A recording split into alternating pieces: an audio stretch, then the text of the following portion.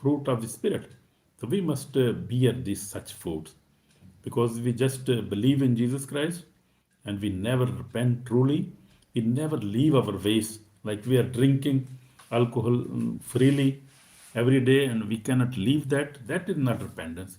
We do fornication, we do masturbation, we do all kind of sin, lying, fighting, doing all type of sin. That is not true repentance. We must have a true repentance.